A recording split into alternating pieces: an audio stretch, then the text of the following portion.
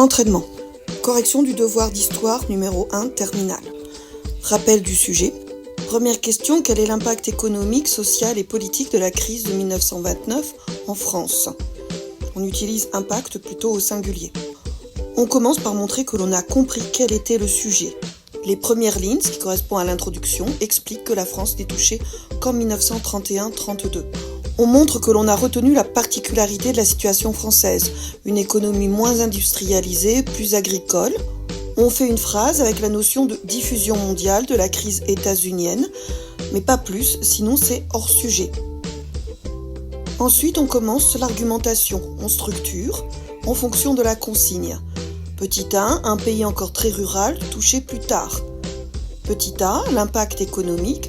Ce qui concerne la vie des entreprises, elles sont affaiblies par le manque de crédit, d'où des faillites.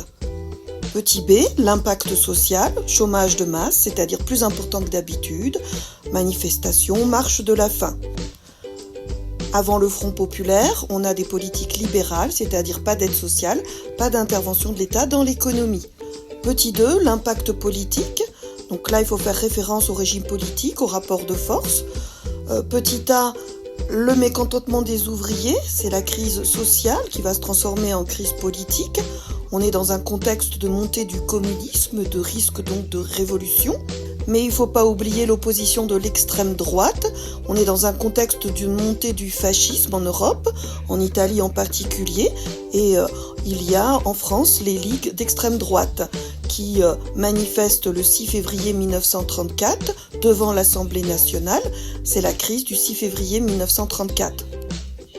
À la suite de cette crise, les forces de gauche craignent un putsch fasciste comme la marche sur Rome en 1922, d'où l'alliance électorale entre communistes, socialistes et radicaux. Le parti radical, c'est le parti du centre, c'est l'alliance du Front populaire.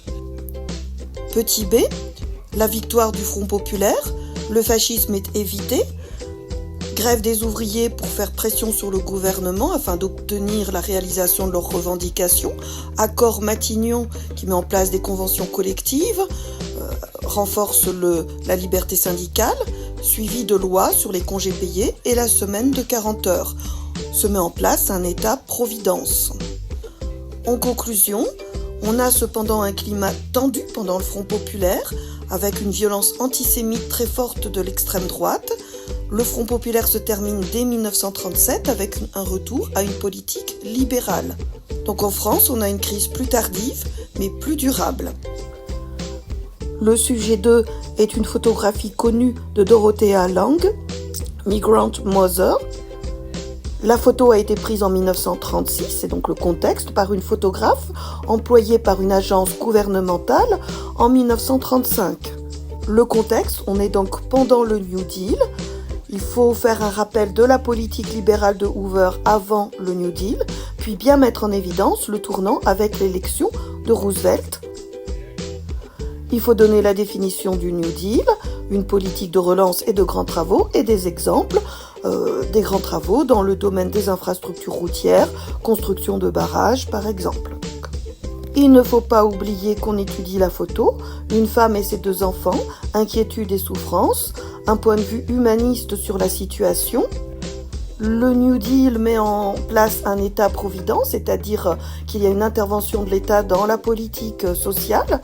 Le fait que la photographe soit financée par le gouvernement prouve son intérêt, l'intérêt du gouvernement pour les travailleurs touchés par la crise. Critique du document, malgré la politique volontariste de Roosevelt, il y a encore des difficultés, en particulier dans les campagnes, voir le roman Les raisins de la colère de John Steinbeck, et dans la présentation de Dorothea Lange, on apprend qu'elle est employée pour documenter les effets de la politique agricole du New Deal.